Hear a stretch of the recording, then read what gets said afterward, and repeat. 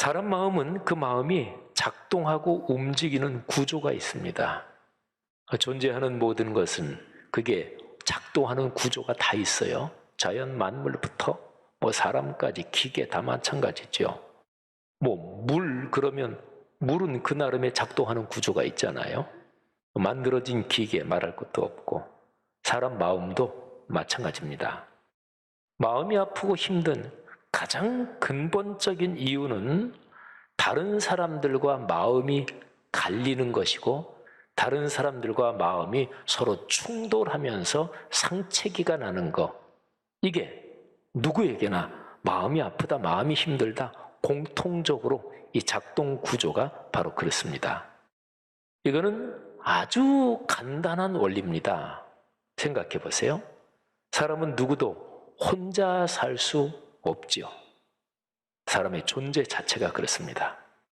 가족을 비롯해서 삶의 여러 영역에서 만나는 사람들과 인간이란 존재는 어차피 함께 살아야 하는데, 그런데 그 인간 관계에 금이 가고 깨지고 갈등과 싸움이 심해지면 그러면 마음이 아프고 고통스러워지죠. 삶이 힘겨워지죠. 원리가 간단하잖아요. 초등학교 산수 방식이지요. 자, 반대로 삶의 여정에서 내 삶과 영역이 겹치고 그리고 자주 만나는 사람들, 이런 사람들과 마음이 통하고 서로 사랑할 때 그때 마음이 기쁘고 행복합니다. 지혜로운 사람하고 미련한 사람이 여기에서 갈립니다. 그렇습니다. 마음을 같이 하는 것, 한 마음이 되는 것, 뜻이 모이는 것, 정신과 영혼이 서로 공명하는 것, 이것처럼 행복한 일이 없습니다. 사람이 누릴 행복 중에서 이보다 더한 것은 없습니다. 여러분의 삶 가운데 주변의 가족부터 이런저런 사람들과 그런 축복이 있기를 주의 이름으로 축원합니다. 초기 교회의 행적을 기록한 사도행전에 이렇게 마음과 뜻이 하나 되는 장면이 아주 멋지게 기록되어 있습니다. 사도행전 4장 32절부터 35절, 오늘 제 설교 본문 안에 있는 내용인데요. 한번 제가 세번역 성경으로 읽어드릴 테니까 한번 들어보십시오. 많은 신도가 다 한 마음과 한 뜻이 되어서 아무도 자기 소유를 자기 것이라고 하지 않고 모든 것을 공동으로 사용하였다. 사도들은 큰 능력으로 주 예수의 부활을 증언하였고 사람들은 모두 큰 은혜를 받았다. 그들 가운데는 가난한 사람이 한 사람도 없었다. 땅이나 집을 가진 사람들은 그것을 팔아서 그 판 돈을 가져다가 사도들의 발 앞에 놓았고 사도들은 각 사람에게 필요에 따라 나누어 주었다. 아멘. 여기에 32절에 한 마음과 한 뜻이 되었다. 마음과 영혼이 참 아름답게 어우러졌다. 그런 거죠. 초기 교회 공동체에 제도적으로 재산 공유 제도가 있었던 것은 아닙니다. 그런데 하나님의 역사가 참 깊이 이게 움직이니까 크게 은혜를 받고 초기 교회 그 성도들이 자기가 가진 재산 이런 거를 넉넉하게 나누는 그런 일이 있었지요. 보통 신앙생활하는 사람들이 성령으로 충만하다, 거룩한 영으로 충만하다 이렇게 얘기하는데, 그러면 거룩한 영으로 충만해지면 구체적으로 어떤 모습이 나타나나요? 영적 부흥 이런 표현도 많이 쓰죠. 그러면 영적 부흥은 구체적으로 어떤 현상으로 나타나는 것입니까? 한 마음과 한 뜻이 되는 것이 그 현상입니다. 한 마음과 한 뜻이 되는 것, 그러니까 마음이 하나 되는 거 하고요. 그리고 하나님의 거룩한 말씀이 작동하는 것, 이 두 가지는 긴밀하게 연결됩니다.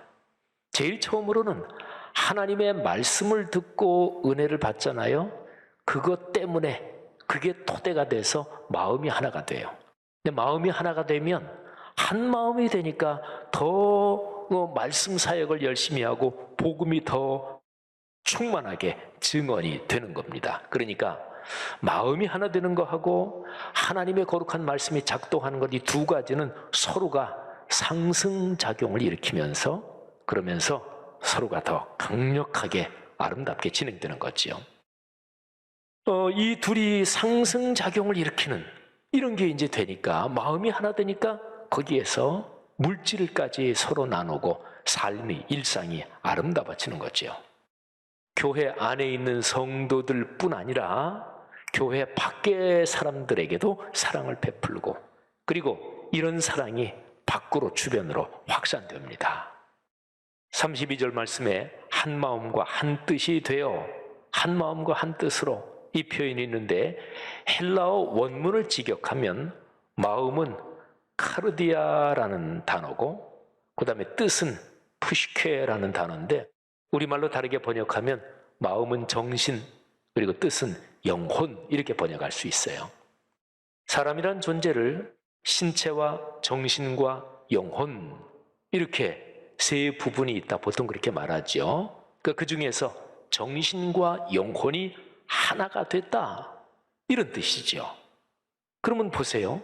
정신과 영혼이 한데 어우러져서 아름답게 공명하니까 신체와 물질의 영역에서 서로 나누고 베풀고, 그러니까 전체적으로 아름답게 되는 거지요. 이런 아름다운 상황에서 바나바, 저 유명한 이 인물이 사도행전 이야기에서 처음으로 등장합니다.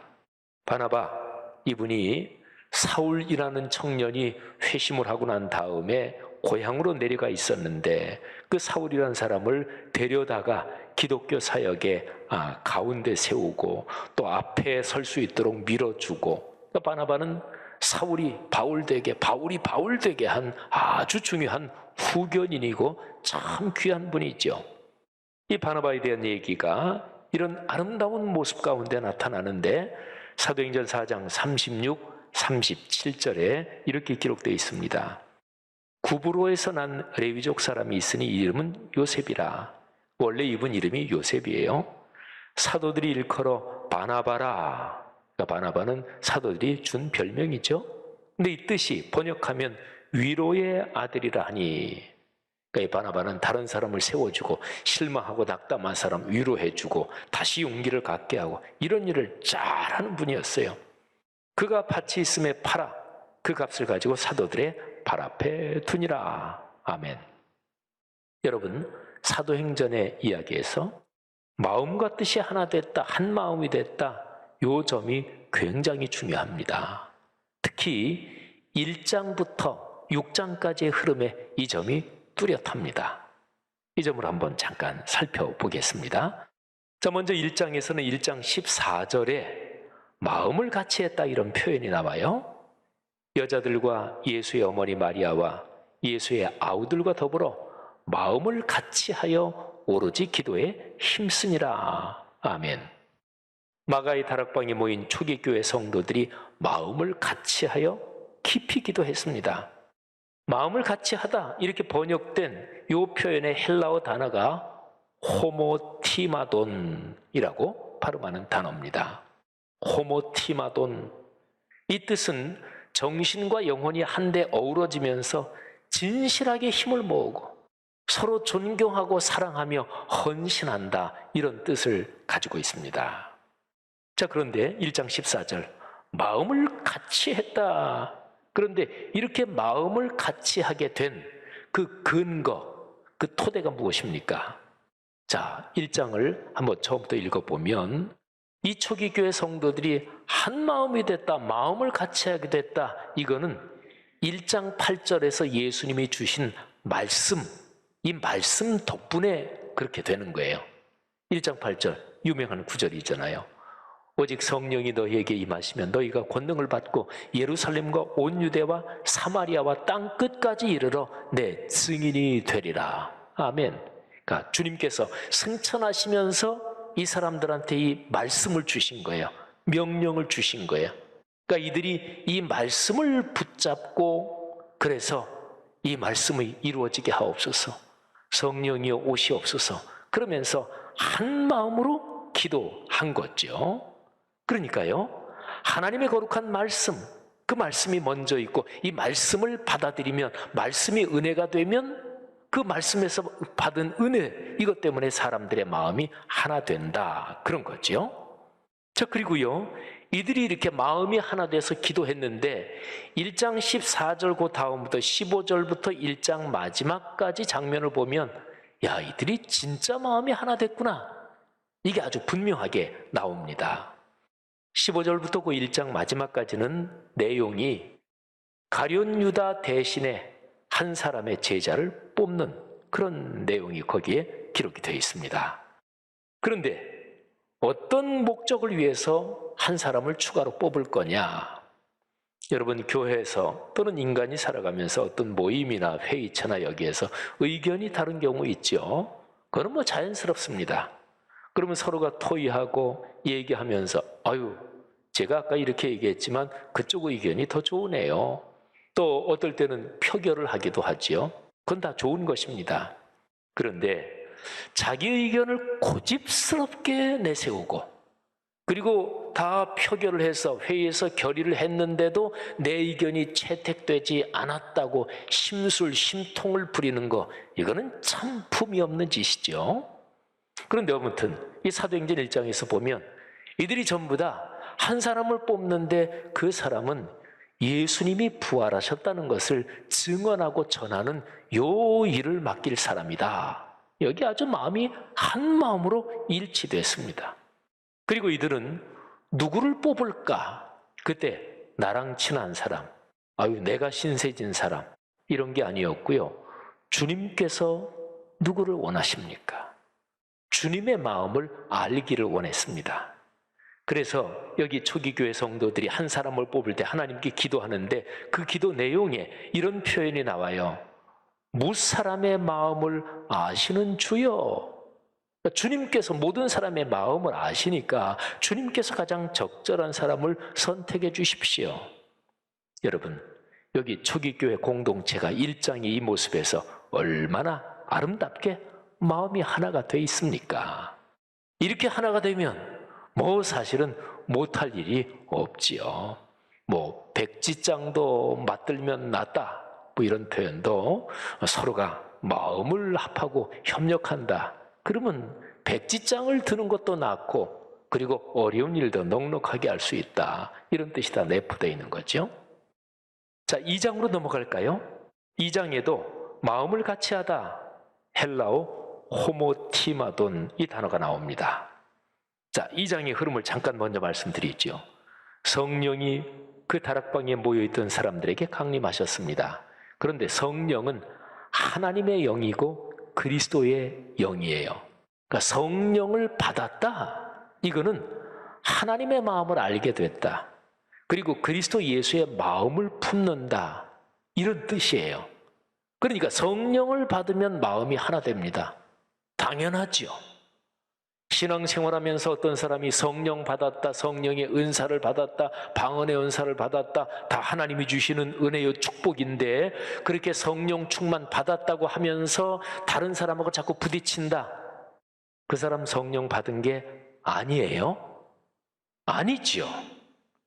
성령은 하나님의 영이고 그리스도의 영이고 하나님 그리고 주 예수 그리스도께서 우리에게 가르치신 게 아름다운 질서와 평화와 그리고 서로 섬기고 용서하고 끌어안는 것인데 성령 받았다 그러면서 싸나워요? 거칠고? 아닙니다. 그냥 일반 모든 종교에는 신들림 현상이 있어요. 신들린 현상이. 그냥 그런 것 중에 하나든지 아니면 자기 영에 취해서 그냥 종교적인 그냥 그런데 그냥 흠뻑 취한 그거지 성령의 충만은 아닙니다. 자, 어쨌든 성령이 임하셨어요. 그래서 마음이 하나 됐습니다. 그 마음이 하나 된 그들이 열심히 복음을 전합니다. 한 마음으로 복음을 전하니까, 말씀을 전하니까 이렇게 전하는 내용이 듣는 사람들 마음에 깊이 찔려 들어가는 거예요. 사도행전 2장 37절에 보면 그 베드로의 설교를 들은 사람이 마음에 찔렸다 그랬거든요. 그래서 그렇게 예수님을 믿게 된 사람들이 함께 모여서 신앙생활합니다. 그 아름다운 모습을 기록한 것이 사도행전 2장 42절부터 47절입니다. 굉장히 중요해요, 이 덩어리가. 2000년 기독교 역사에서 교회가 약해지고 병들고 타락할 때마다 초대교회로 돌아갑시다, 성경으로 돌아갑시다 그렇게 얘기하는데, 초대교회는 사도행전 몽땅 다 초대교회의 기록이에요. 신약성경 전체가 다 초대교회의 기록이에요. 그런데 그 중에서 딱 집어가지고 초대교회의 가장 아름다운 모습, 그럴 때 우리 신앙의 선배들이 2000년 동안 딱 집었던 구절이 사도행전 2장 42절부터 47절 이렇습니다. 참 중요한 구절이고 많이 알려진 구절이지만 한 번 더 들어보시지요. 그들이 사도의 가르침을 받아 서로 교제하고 떡을 떼며 오로지 기도하기를 힘쓰니라. 사람마다 두려워하는데 사도들로 말미암아 기사와 표적이 많이 나타나니 믿는 사람이 다 함께 있어 물건을 서로 통용하고 또 재산과 소유를 팔아 각 사람의 필요를 따라 나눠주며 날마다 마음을 같이하여 이게 바로 호모티마돈, 성전에 모이기를 힘쓰고 집에서 떡을 떼며 기쁨과 순전한 마음으로 음식을 먹고 하나님을 찬미하며 또 온 백성에게 칭송을 받으니 주께서 구원받는 사람을 날마다 더하게 하시니라. 아멘. 재산과 소유를 팔아, 요건 아까 처음에 4장에서도 봤죠. 그러니까 2장이 이미 나오고 4장에 또 나오고 이러는 거예요. 이 본문에서 46절 헬라어 호모티마돈, 이게 마음을 같이하여 모이기를 힘쓰고, 여기에 마음을 같이하여라고 번역된 거죠. 성령이 임하시고 그리고 말씀을 깨닫고 마음이 하나 됩니다. 서로 사랑하며 물질을 나누고, 그래서 복음이 더 힘차게 전해집니다. 여러분, 우린 여기에서 호모티마돈 요 단어를 중심으로 요 앞뒤 요 흐름에 사도행전을 가만히 보니까 일정한 유형, 패턴이 있구나 하는 것을 우리는 알 수 있습니다. 자, 설명을 드리면 이렇습니다. 한 마음이 된다, 마음을 같이 한다. 근데 요게 가능하려면 이보다 먼저 주님의 말씀, 성령으로 말씀이 살아 움직이는 이 은혜를 받아야 돼요. 그러니까 말씀이 작동하는 은혜를 받으면 그러면 한 마음이 돼요. 그리고 마음이 하나 되면 말씀이 작동하는 게 또 더 강해져요. 그러니까 이런 거예요. 호모티마돈 요 앞하고 뒤에 말씀이 작동하는 일이 있는 거예요. 그러니까 제일 먼저는 말씀이 삶이 되다. 그러면 이제 호모티마돈 한 마음이 되다. 그리고 한 마음이 되면 또다시 더 강력하게 말씀이 삶이 되다. 이 아름다운 선순환이 계속 이어지면서 상호 상승작용을 일으키고 시너지 효과를 일으키면서 하나님의 사역이 진행되는 거예요. 여러분, 오늘 설교 본문 사도행전 4장 32절 이하를 우리가 제일 처음에 봤죠. 이 본문 바로 앞에도 4장 32절 앞에도 호모티마돈이라는 단어가 나와요. 그러니까 호모티마돈을 1장에서 봤고 2장에서 봤고 그 다음에 3장 4장은 한 덩어리예요. 3장에 보면 성전 미문에 걷지 못하는 장애인이 베드로와 요한을 통해서 기적적으로 치유되죠. 많은 사람들이 몰려들어서 베드로가 그들에게 설교를 합니다. 종교 권력자들이 베드로와 요한을 체포합니다. 그리고 산헤드린 공회 앞에서 신문합니다. 이제 이런 사건이 3장 4장에 다 쭉 이어지는 거예요. 그런데 종교 권력자들이 베드로와 요한에게 이렇게 협박을 합니다. 예수에 관한 말씀을 전하거나 가르치지 말라. 그때 베드로와 요한이 이 협박에 대해서 다음과 같이 대답을 합니다. 사도행전 4장 19절입니다. 베드로와 요한이 대답하여 이르되 하나님 앞에서 너희의 말을 듣는 것이 하나님의 말씀을 듣는 것보다 옳은가 너희가 판단해라. 그러니까 우리는 보고 들은 것을 전하거나 가르치지 않을 수 없다. 우리는 이 말씀을 계속 전하겠다. 그러니까 목숨을 걸고 박해에도 불구하고 하나님의 말씀을 전하고 가르치는 일, 우리는 최선을 다하고 목숨까지 걸겠다. 이렇게 분명하게 고백하며 선언합니다. 이렇게 선언하니까, 그러니까 호모티마돈 한 마음이 더 되는 거예요.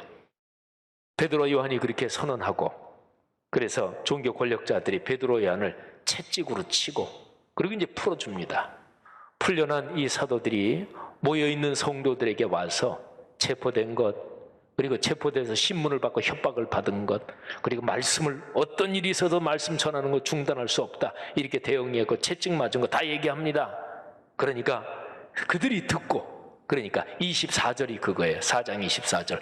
그들이 이런 모든 얘기를 듣고 한 마음으로 하나님께 소리를 높여, 한 마음으로, 이게 호모티마돈이에요. 한 마음으로 하나님께 소리를 높여 이르되 대주제여 천지와 바다와 그 가운데 만물을 지으신 이시여 하면서 하나님 앞에 한 마음으로 간절하게 기도하는 거예요. 그리고 나서 이제 4장 32절 이하에 더 열심히 강력하게 복음을 전했더라, 말씀이 전파됐더라, 이렇게 기록이 되는 거예요.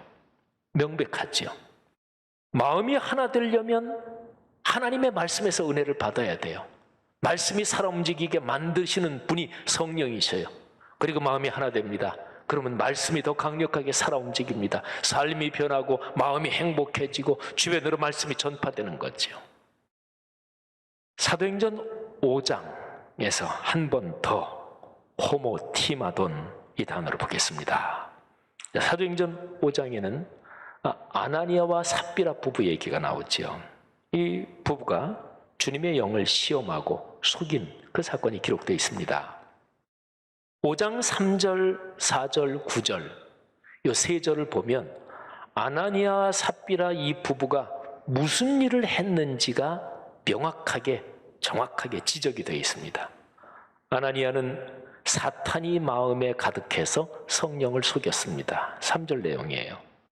그런 마음을 품고 그렇게 속인 것, 행동한 것이 사람에게 거짓말한 것이 아니라 근본적으로 하나님께 거짓말을 한 것입니다. 이게 4절 내용이에요. 그리고 아내 삽비라가 남편과 함께 같이 꾀하여 주님의 영을 시험한 거예요. 이게 9절이에요. 이들 부부가 주님의 손에 죽음을 당합니다. 너무 심하게 보이죠.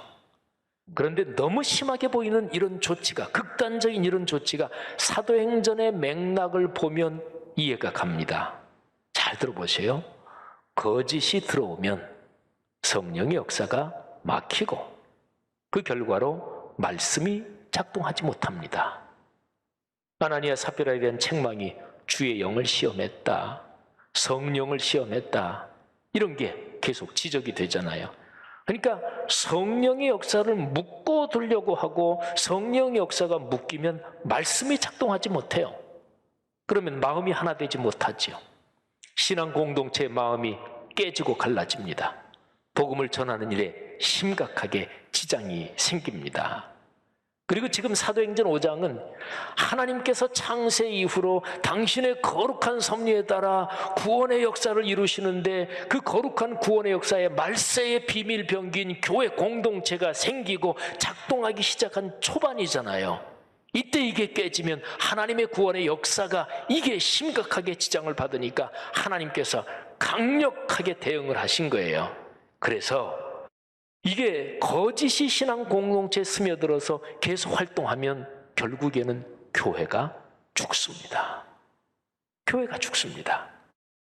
베드로가 성령께서 주시는 지혜로 아주 강력하게 대응해서 아나니아 삽비라는 하나님의 손에 맞아 죽임을 당하고 그리고 악한 영의 공격을 명확하게 차단합니다. 그 뒤의 상황이 어떤가 한번 보세요. 사도행전 5장 12절 13절입니다. 사도들의 손을 통하여 민간에 표적과 기사가 많이 일어나며 믿는 사람이 다 마음을 같이하여 이게 또 호모티마돈, 믿는 사람이 다 마음을 같이하여 솔로몬 행각에 모이고 그 나머지는 감히 그들과 상종하는 사람이 없으나 백성이 칭송하더라. 아멘. 사랑하는 여러분, 여러분의 가정에 마음을 같이하는 복이 더욱 깊어지게 해달라고 기도하십시오. 이것처럼 중요한 게 없으니까. 우리 교회 공동체의 성도들이 더욱 한 마음으로 교회를 섬기며 주님의 일을 넉넉히 감당하게 해달라고 기도합시다. 하나님의 말씀이 우리 삶으로 아름답게 이어질 때 마음을 같이하는 일이 깊어집니다. 이로써 말씀이 삶에서 더 아름답게 작동하며 성도의 가정 가문이 복을 받고 이 복을 이웃에게 나누고 베풀 수 있는 거죠. 성도들이여, 여러분의 가정과 가문의 마음을 같이하는 이 복이 넉넉하기를 축복합니다. 여러분이 걸어가는 삶의 여정에서 가족과 교우들 그리고 여러분이 살면서 만나는 사람들과 함께 한 마음이 되는 복이 가슴 깊이 체험되기를 주의 이름으로 축복합니다. 그래서 여러분의 마음과 영혼에 하늘의 신령한 은혜가 가득하고 이 땅의 삶의 여정에 기쁨과 감사가 샘솟듯 충만하기를 주님의 이름으로 축복합니다.